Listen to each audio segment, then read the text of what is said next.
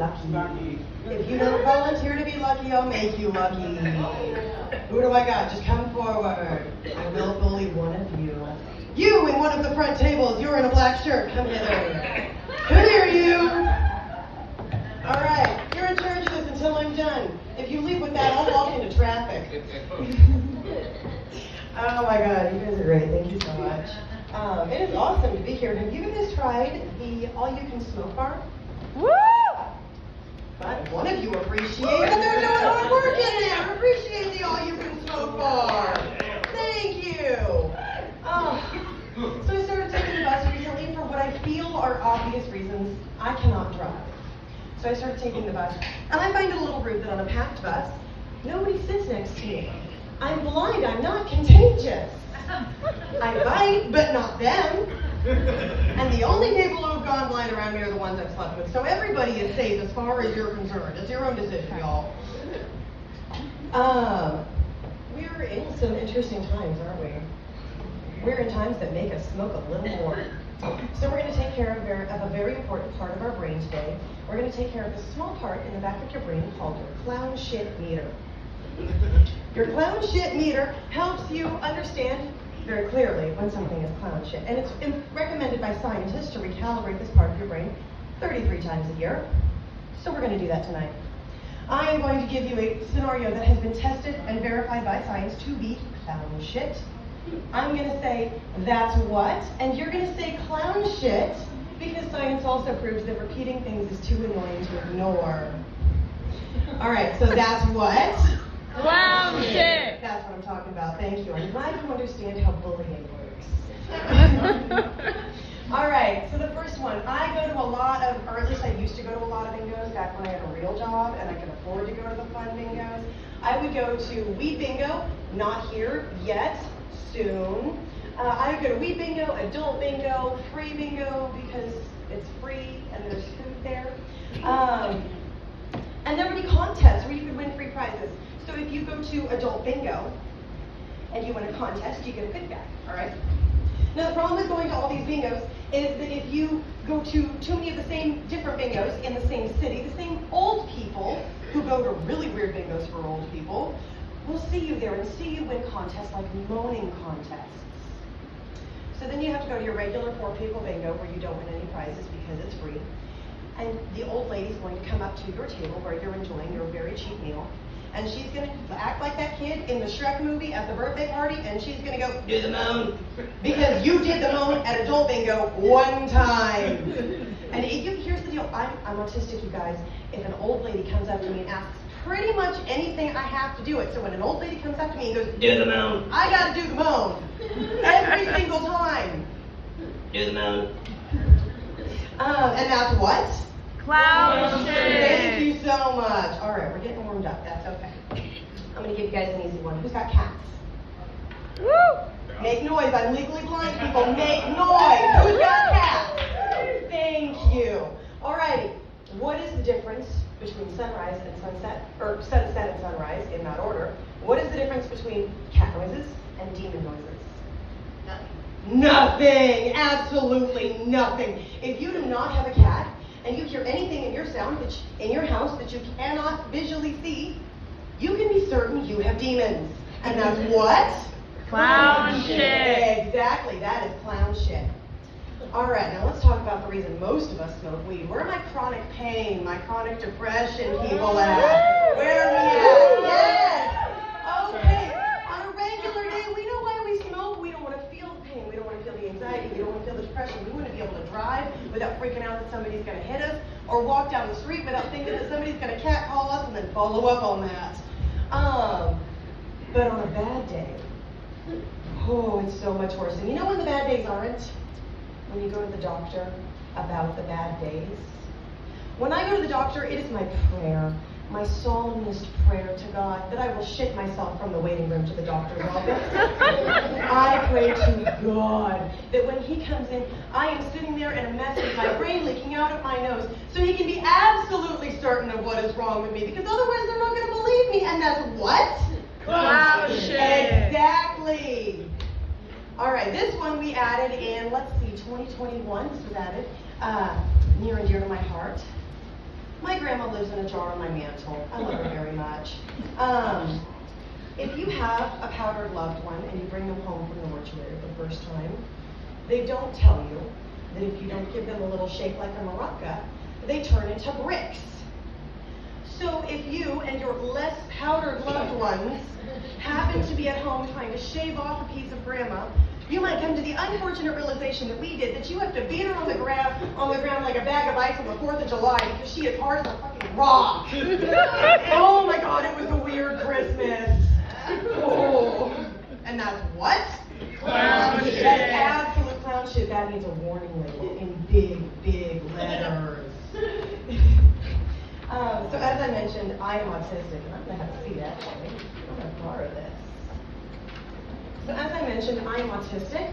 I'm the kind of autistic where, without knowing I'm autistic, I went to college to study psychology and communications so that I could mathematically map social interactions, so that I could assimilate, so that I could pretend to be a whole person. I did that on accident. And the problem with doing that on accident is that there's a bunch of things that you learn without learning.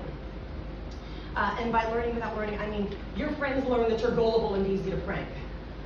Very easy. As in, park the car next to a car that looks just like it, and then walk back a little bit while I get into the wrong car and put it in a cup holder. So that's the kind of thing you learn when you don't know you're autistic yet. Had some unfortunate issues with that though, so I also have ADHD. I've got that high quality ADHD in the Whopper double combo. That one that keeps life zesty. And it means that I can't keep track of things like names. So when I was younger, undiagnosed as hell, who remembers Lisa Frank? Oh yeah. Yeah, you remember Lisa Frank. They had the rainbow folders and coloring books, the stickers.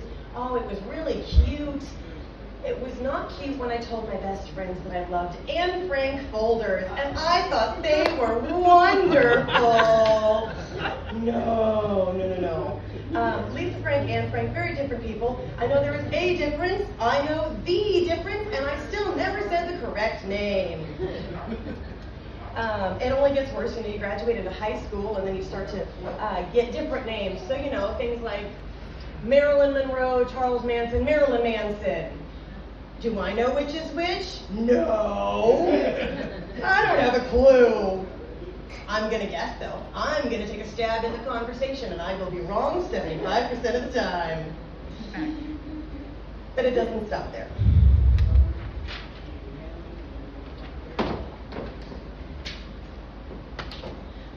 Michael B. Jordan, Michael Jordan, Michael Myers, Mike Myers, Oscar Mayer. Who the hell are you people? What? One of you is Shrek. One of you is a fictional serial killer in an inside-out William Shatner mask. And on any given day, I don't know which one is which. So do not quiz me. I do not know. The other issue I had being undiagnosed is as a young child, when you... Goodbye. Listen, I'm in heels. I'm not getting down there. That's down there now. When you're an undiagnosed, when you're 2/3 undiagnosed, ADHD and autism are not even on the radar. They're like, she's blind, and that's kind of weird, and that's all they've got. You are a weird kid. You don't have friends. You got lots of time on your hands, so you read. I learned about most of the world through books. I learned about everything that was in it and all of the things that weren't in it, and the problem is it was my job to figure out which was which. You know, we all know unicorns aren't real, right? You know, when we're looking at the cute little Anne Frank folders, we're seeing the little tigers and the little people characters in the unicorns, and we know what's real and not real, right? I had to learn a lot of the stuff the hard way, though. So I'm going to share a few of those with you. And we'll go from the least traumatic to the most. So the first, Parcheesi, the board game. Thought that was from SpongeBob. Did not know that was real until I was in college. Boy Scout jamborees. I knew the Boy Scouts were real. I thought the jamborees were a joke. Genuinely believed they were not real. I dated a Boy Scout for 3 years. Did not know they were real. Count Chocula. That one hurt a lot. Somebody said blueberry. I said, what the fuck is a blueberry? She said, it's Count Chocula's brother. And I said, that's not real. And she said, no, honey. honey, you're just blind. She was right. That was rude. Oh, but the one that hurt the most, and the one that I have to research every time I do a set about this because I have ADHD and do not remember, is narwhals. Why are they real and unicorns aren't? Why do whales have unicorns and horses don't? Did Lisa Frank do narwhals? Because I don't remember seeing rainbow narwhals, but she did unicorns. I don't think they're getting the attention they deserve. That's what I'm saying, okay? The other fun thing about being 2/3 undiagnosed ADHD autism is being undiagnosed neurodivergent is kind of like having a trumpet. Yeah, have you ever seen the meme about where if you want to annoy your neighbor, you don't even know how to play the trumpet well, you just need to have a trumpet? Well, having a neurodivergent kid and pranking your neurodivergent kid doesn't require you to know they're neurodivergent. It just requires you to be willing to make fun of them, just a little. And that was my mom's specialty. I love my mom, and she's got a sense of humor. It's a sense of humor, all right. When I was younger, and by younger I mean as recently as last Christmas, my mom would do this thing where we would go to Walmart, and when my family goes to Walmart, we've got my papa, grandma, mama, my stepdad, we've got my 2 brothers, my sister. Listen, when we go to the zoo, when we go to the store, we take the zoo out of the enclosure. That's what we do. Everybody comes out. In our defense, it's not really a good idea to split the party. It's kind of like in Scooby-Doo, there will be ghosts involved. We go to Walmart, we get all the way to the checkout line, and Mom turns to me, and I've been falling for this since I was 4. My mom turns to me and she goes, "Hey, Laura, will you go put the eggs back?" And this is not a cute little Walmart market. This is a Walmart supercenter. It's got the fitting room, it's got the groceries, it's got the drugs, it's got the alcohol, it's got the roller coasters, it's got everything. And so I, foolishly, as if she doesn't do this like once a month, say yes. And I do it, and I go. And then my mom follows me from 2 rows behind while I look for her for 20 minutes because she knows that I know that she would never leave me.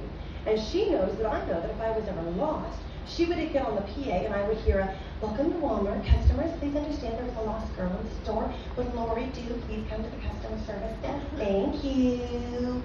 And I would hear that. I know that. And she knows that I know that if I was ever really in any trouble, like, I would be okay, so I just have to keep looking for her.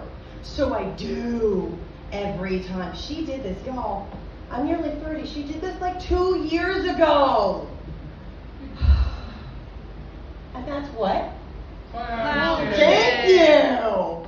You were goddamn right. That's clown shit. I keep telling her to quit it, and she keeps telling me to go put the eggs back. My mom's got a little bit of an area of effect damage though because of her pranks. We don't entirely trust her sometimes when she hands us things. We're gonna harken back to Grandma for a second. Y'all remember her, right? Grandma and her jar. So I'll tell you about her. She lives on the mantle in my living room in one of those hinge lid artisanal jars, right?